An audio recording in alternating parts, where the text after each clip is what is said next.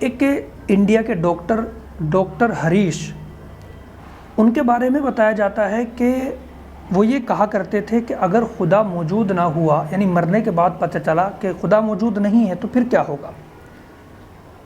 وہ فزکس سے PhD کیے ہوئے ہیں، کسی یونیورسٹی میں لیکچرار رہے اور کسی مذہب کو نہیں مانتے تھے۔ اللہ کے تعلق سے یہ ذہن میں تھا کہ اگر اللہ موجود نہ ہوا تو کیا ہوگا۔ خود بتاتے ہیں کہ ڈاکٹر ذاکر نائک تک ان کو مطمئن نہیں کر پائے۔ انہوں نے آگے بیان کیا کہ ایک مرتبہ جو ان کے یہاں پر 20 سال سے دودھ پہنچاتے تھے، ایک صاحب، وہ مسلمان تھے، انہوں نے ایک مرتبہ ان کو چائے آفر کی اور ان کے ساتھ بیٹھ کر کے چائے پی۔ جب وہ چائے پی رہے تھے تو چائے پیتے پیتے پھر یہ مسئلہ سامنے آیا۔ انہوں نے پھر کہا ان دودھ والوں سے جو دودھ دینے آتے تھے کہ بھئی اگر اللہ موجود نہ ہوا تو کیا ہوگا۔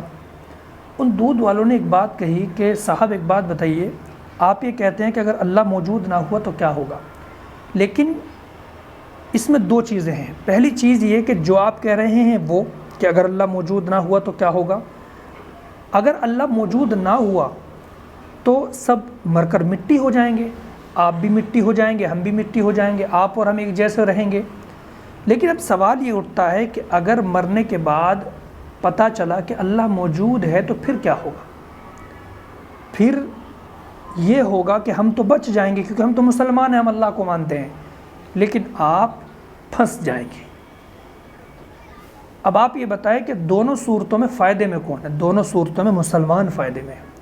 یہ سننا تھا۔ ڈاکٹر صاحب ذہنی طور پر الجھن کا شکار ہوئے، خود بتاتے ہیں کہ دودھ والے تو چلے گئے، لیکن میں سوچتا رہا کہ میں اتنے دنوں سے لیکچر دیتا ہوں لیکن اس امکان کے بارے میں اور اس پروبیبلٹی کے بارے میں تو میں نے سوچا ہی نہیں کہ ایسا بھی ہو سکتا ہے۔